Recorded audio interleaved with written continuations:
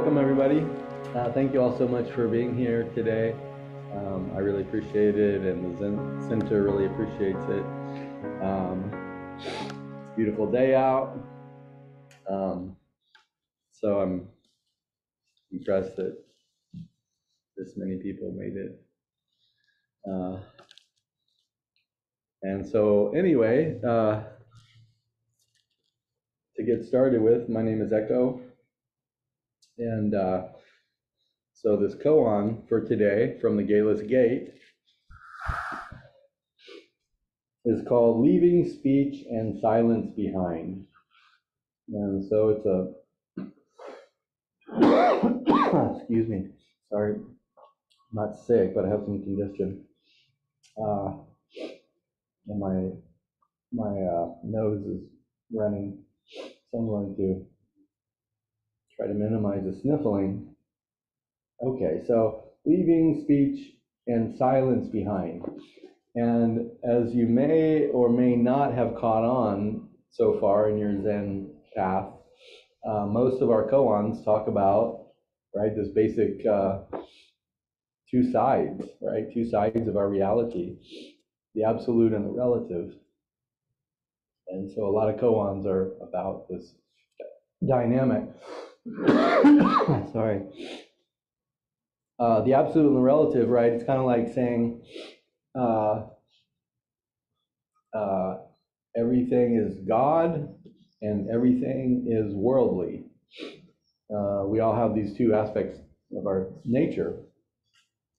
We are very ordinary and have our daily struggles and very specific and particular issues. And at the same time, if we can sort of wake up out of that, it's kind of I'm resisting saying higher level, right? Because it's not really higher or lower, but there's another space to be in. It's kind of like I was talking earlier when Daishan with somebody about this, stepping outside of our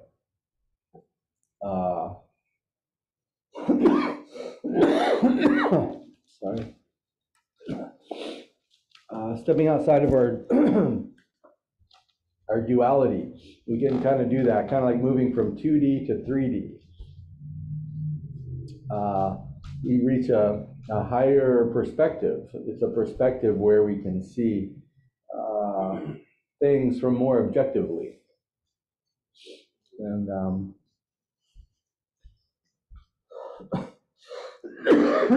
for me, thank you. Appreciate it. I did tuck a couple in my pockets, but we'll see how this goes.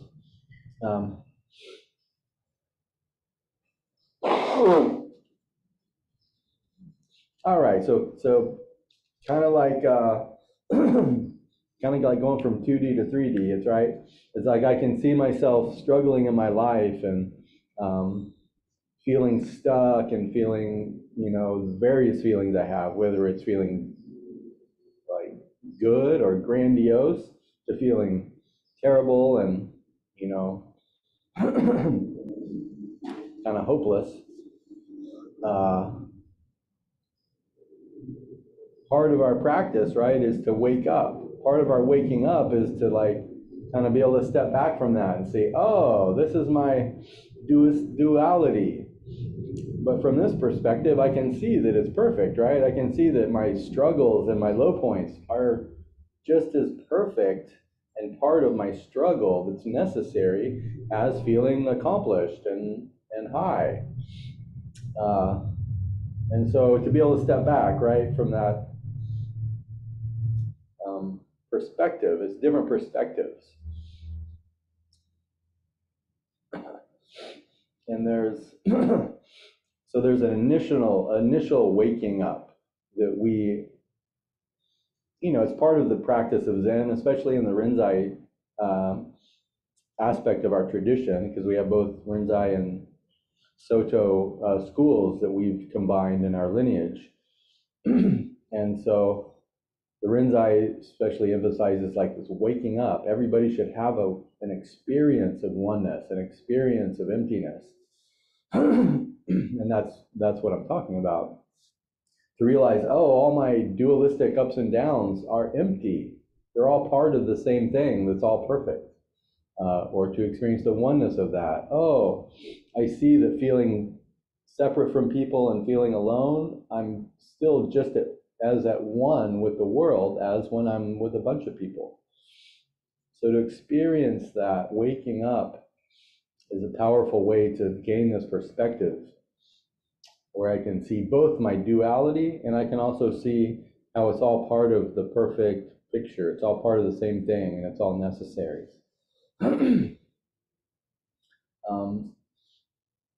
So that's right. That's kind of like the underlying,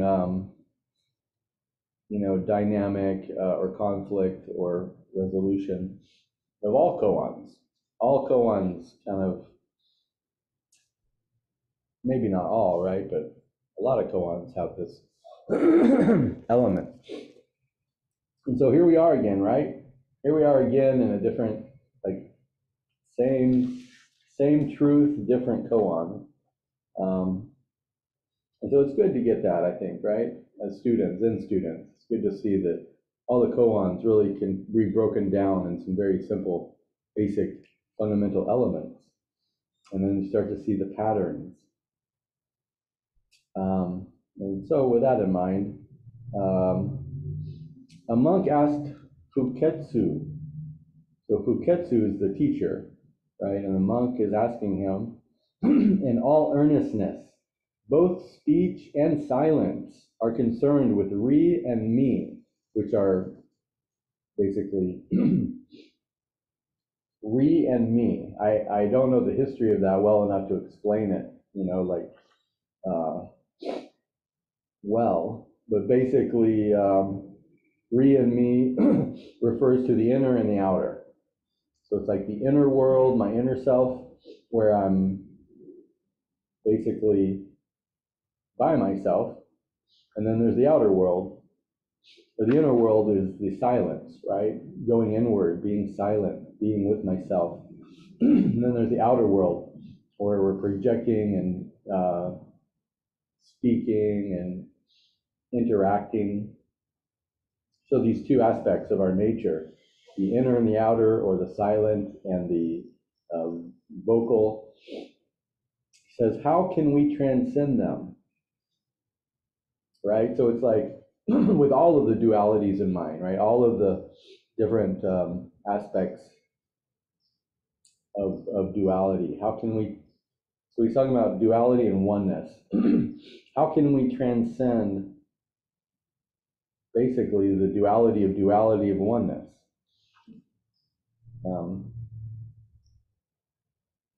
So it's a little esoteric. Fuketsu answered, I constantly think of Konan in March, where partridges are chirping among hundreds of fragrant blossoms. And so that's the question and answer, right? That's the koan. The student asks, how can we transcend the duality of oneness and duality, or the duality of oneness and separation, or the duality of silence, emptiness, and expression, which is the relative. And so the teacher gives this answer, oh, I love the Zen Center garden in August with the fan blowing and something chirping outside. And so they kind of make fun of him in the commentary of this, right? They're like, oh, that's so like zen-y, right? It's like so kind of like contrived. It's like a Zen answer, which works in some contexts, right? There's some koans where it's a really great answer. And in this one, they're like, oh, that's a bit much. And basically what they're saying is that for this student, right, where this student is at, that answer is good. Right, so along our Zen paths, right, we all sort of like evolve along this Zen training trajectory. And at the beginning, like, that can be a very powerful answer. It's like to hear someone say, it's like I'm stuck with this, and what is it, right? To hear someone say, I'm enjoying the whatever genre of music that is, right? In the car next door. Just enjoying the music can be very powerful. You can be like, whoa, that's a powerful answer. And then at a more advanced level, or I don't know, I guess I could say more advanced, but at some point those sort of truisms, or it's like a kind of a zenny answer, doesn't really hit as well. And it's like, yeah, I get it. I get that we're listening to that, and I get we're in the garden and it's beautiful. But what's deeper than that? Because there are deeper answers.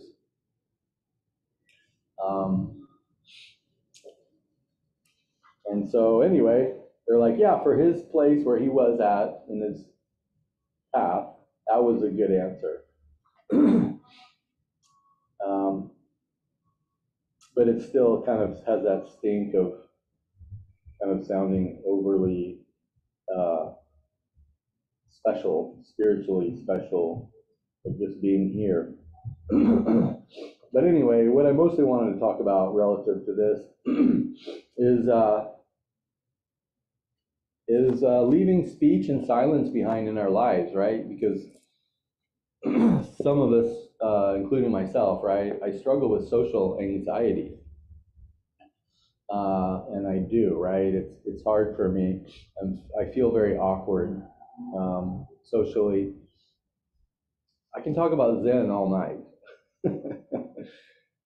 But right, if people are talking about like the weather and cars and sports, I'm just like, whoa, it's a part of my ADD. My ADD really makes it hard for me to follow ordinary conversation, because I pay too much attention to the things that aren't really important, and like by the time people who are good at conversation have moved on, I'm like making a subtle point about something that you said 5 sentences ago, and they're like, "Are you talking about?" They're talking about the other sport, and so I get left behind a lot with that. And so anyway, I struggle with it, and I wanted to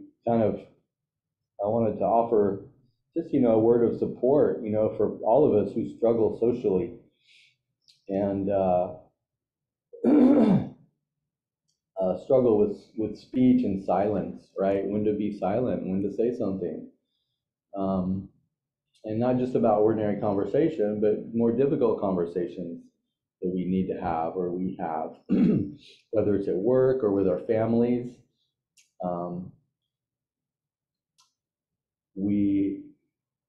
We're all trying to find a balance. How do we express ourselves? How can I express my true self in these situations?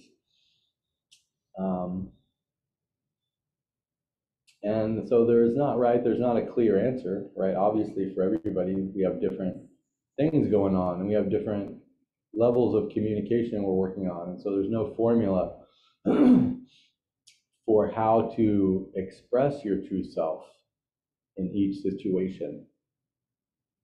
And so I think the best that we have to offer here from Zen is the support to keep working on ourselves, to be in touch with that voice, in touch with our intuition, in touch with our gut, what is right for us. We offer that. We offer the ability, the support to get into that and to really be able to listen to what's going on with ourselves. And then we practice with it, right? We try to sit with it. And then over time, we can start to have trust in ourselves. Trust and appreciation and acceptance, right? That was another word that came up today, talking about stuff, that acceptance is really the key, which is different than overcoming, right? So we have issues and we have struggles. Can we overcome our issues? Like he says in the koan, how can we transcend this dualism? How can we transcend the duality of oneness and relative? How can we transcend being stuck in conversation when I'm not sure what to say?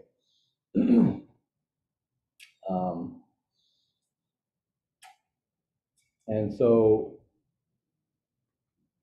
okay, so a key point of this is that transcendence is the wrong question. That's the wrong question. It's a trick question. How can we transcend this? So it's not about transcending in the first place. It's about how can we accept this reality, the reality that there is dualism, right? So we're not going to overcome our dualism. We're going to practice being okay with it, practice accepting our dualism. And there's always going to be this rise and fall.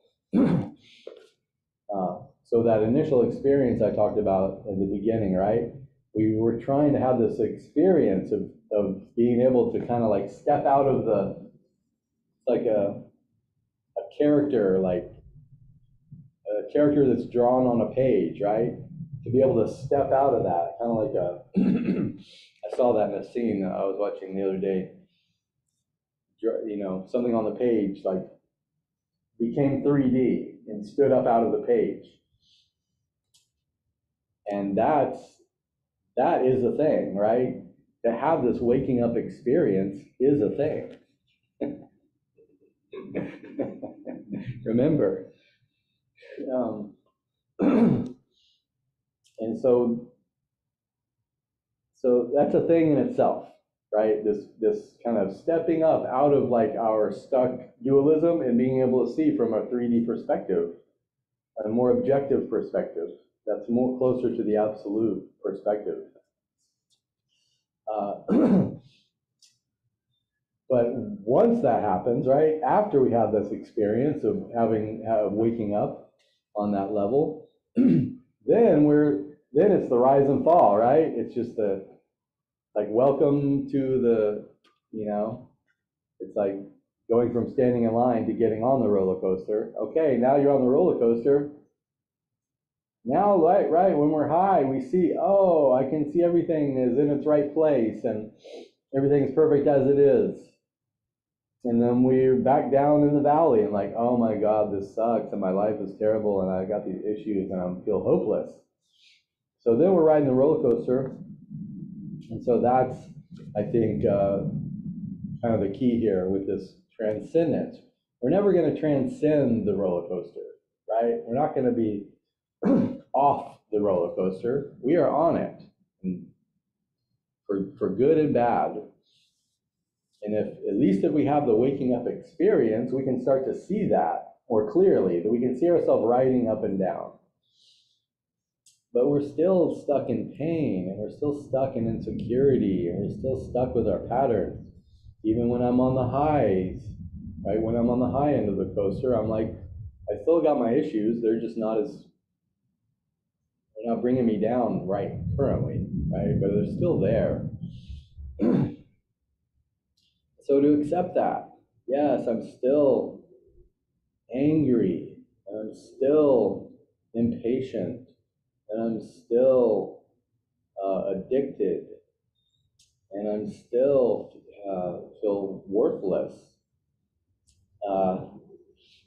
Those don't go away, and they're not supposed to.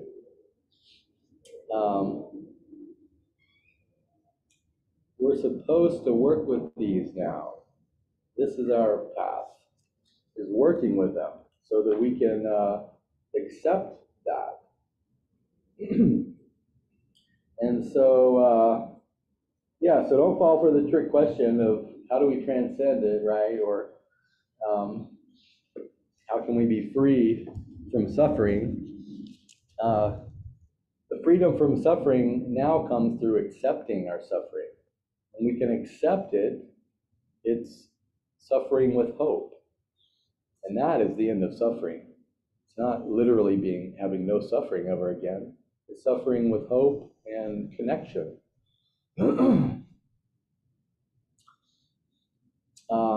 And so with that in mind, I wanted to share my picture that I drew we had a song tonight on Friday, right? And I think this really captures the essence of everything I'm trying to say is the song tonight we had is I think the best way to transcend all of this questioning, right? How forget the oneness and dualism and relative and absolute, and just connect with people and do something together. That's as good as it gets, right? Through the social awkwardness and through the anxiety and the fear, so that's the courage that it takes to do this. So you brought up the question of courage earlier, right? And so it was mentioned from the service. May we have the courage, right? So you get it confused with the, I don't know, what's that? Bear witness. Yeah, the courage to bear witness, see ourselves as other and other as ourselves, right? It takes so much courage to show up with people and like actually see that we are going through the same thing. Geez, right? That is the practice. To practice with the fear and the anxiety and the courage to connect and see these things, see what we have in common, see what we don't, learn to talk about it, learn when to not talk about it. And so anyway, with no further ado, right, here's my picture. I'm not sure which side goes up or down yet. I'm like not proud of it as an artist, right? To me, like it doesn't really do what I wanted to do in terms of art. But the point is, right, that I was able to show up and participate and just do something.